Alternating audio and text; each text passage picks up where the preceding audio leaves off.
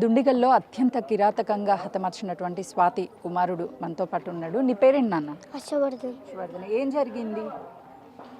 అమ్మని ఎవరు చంపారు తెలుసా? అమ్మని చంపిన వాళ్ళు నువ్వు ఎప్పుడైనా చూసావా? చూడలే. వాళ్ళు ఎలా వచ్చారు లోపలికి? డోర్ ఎవరు తీశారు? మమ్మీ తీసిందా? అంటే ఇంతకు ముందు ఎప్పుడైనా వచ్చారా వాళ్ళు మీ ఇంట్లోకి?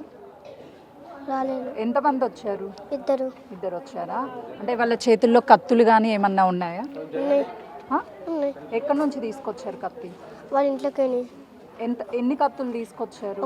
ఒకటే తీసుకొచ్చారా? అంటే చంపేటువంటి టైంలో నువ్వు అరిసావా అమ్మని చంపొద్దు అని?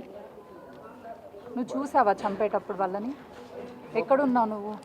నేను పడుకున్నా బెడ్రూమ్లో. ఎన్ని గంటలకు జరిగింది ఇది? 6.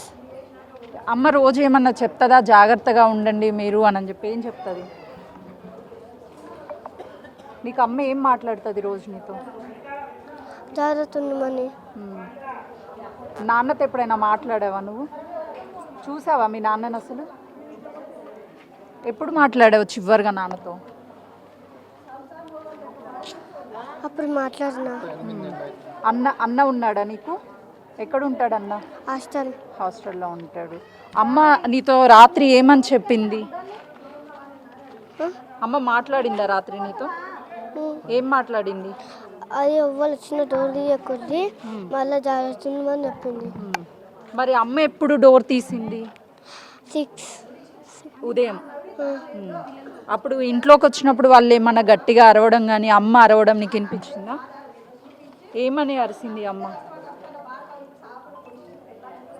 నీతో చెప్పిందా అమ్మ? వాళ్ళ తర్వాత ఉన్నారా వెళ్ళిపోయారా? వెళ్ళిపోయారా? డోర్ వేసేసి వెళ్ళిపోయారా?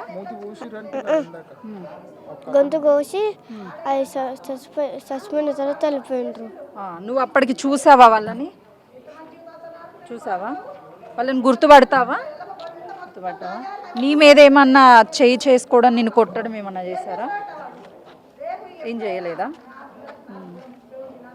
అన్నయ్యకి తెలుసా అమ్మకి ఇలా అయిందని? తెలియదా?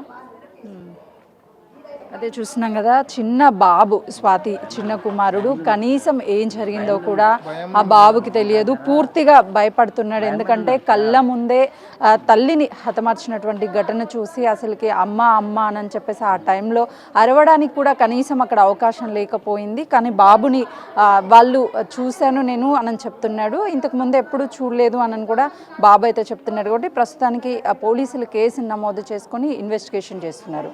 కెమెరామెన్ వినోద్తో సుజాత, దుండిగల్.